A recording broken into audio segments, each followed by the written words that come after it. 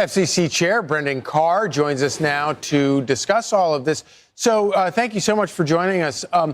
What can this executive order do to stop this lunacy in creeping into AI?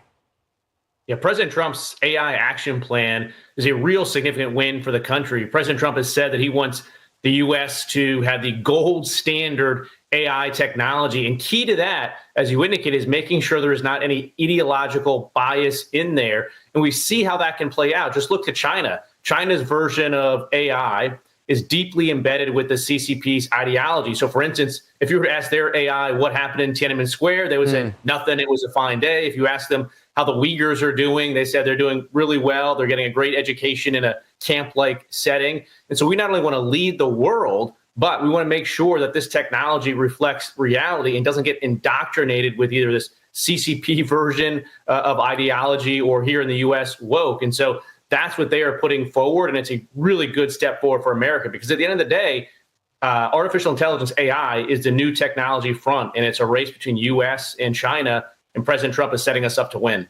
Brendan, this is great. I'm glad that the government and this administration is taking this on. But shouldn't we first start with Wikipedia? Because I think Wikipedia is feeding a lot of this stuff into the AI model or whatever. And Wikipedia, I mean, you can't trust anything on there. And yet young people take all the leftist stuff they get in Wikipedia as, you know, the truth.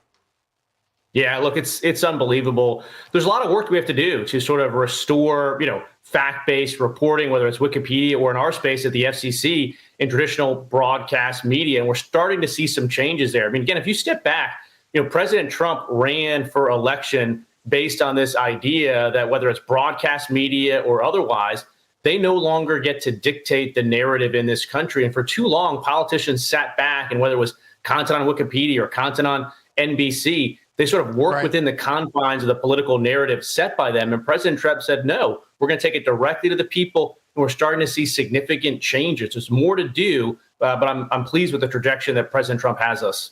So really quick, the brilliance of this executive order by President Trump is it goes to the underlying supply of what is going into these large language models, the LLMs. How do we make sure that these tech companies actually follow the underlying premise of this? Because they're lying to us a lot about the power of AI. They're deceiving us about how far AI is advanced. How do we make sure there is teeth behind this executive order so that the OpenAIs and Microsoft and Gemini are not secretly building a woke superweapon through artificial intelligence? Yeah, exactly right. And that's why we are going to be taking a trust but verify approach here. And so as these entities contract with the federal government, there's going to be mechanisms in place to make sure they're living up to their terms of the bargain. And for the rest of the world, kind of it's a time for choosing, particularly Europe. Are they going to sort of follow the U.S. and our approach and our leadership in AI? They're welcome to join us. Or are they going to go down that different approach with China? But we have to have mechanisms built in, as we do, to make sure that technology companies are living up to their end of the bargain here.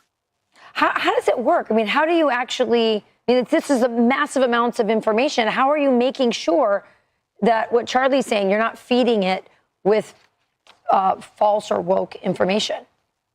Yeah, there's a lot of steps we can do that are sort of put out there in the AI action plan as they're going through contracting with the government to do this. But there's other stuff across the board that we need to do as well. For instance, the FCC has Section 230 authority where, we're only supposed to have these special immunities and protections for social media companies that engage in good faith content moderation. And so there's work to do across all of these fronts to hold these entities accountable. Look, I'm glad that Facebook and others have recently come around and said they're going to embrace, free speech, diversity of opinion. But that's not necessarily enough. We got to really keep an eye on this. Yeah, I don't trust any of them when they say things like that. But thank you so much. Narrator, VO, in a wide-ranging interview on Fox and Friends Weekend, FCC Chairman Brendan Carr praised the Trump administration's freshly unveiled AI action plan, calling it a strategic roadmap to restore America's global leadership in AI. Footage. President Trump at podium, signing documents. Carr emphasized that the plan will establish the U.S. as the benchmark, or the gold standard, in AI development. The strategy seeks to be powered by American workers, American energy, and American technology. Graphic overlay. Winning the Race, America's AI Action Plan. Released on July 23rd, The 28-page plan includes sweeping directives, slashing permitting delays for new data centers, promoting American-built AI exports, and prohibiting woke, or ideologically biased AI in federal contracts. Interview clip. Brendan Carr's soundbite. Carr stated, "The president's plan puts forward a series of actions that will ensure America's AI remains the gold standard around the world. I look forward to supporting these national priorities." Visual. Map of data center growth across U.S. One key provision tasks the FCC with reviewing state-level AI regulations. The goal: identify and possibly preempt state laws that may conflict with federal objectives under the Communications Act of 1934. Clip. Tech race with China montage. Carr also linked AI dominance to national security, stating that the U.S. must lead globally in critical technologies like 5G, 6G, satellites, and artificial intelligence, or risk ceding ground to rivals like China. Anchor on camera. The FCC's momentum builds as Chairman Carr ushers in the Build America agenda, his broader plan to modernize telecom infrastructure, deregulate outdated rules, expand the space economy, and build a strong American tech workforce. Ending transition coming up.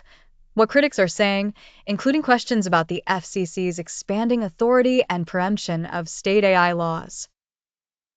Anchor close. Stay with us for more on how this AI push may reshape regulatory power, especially at the FCC.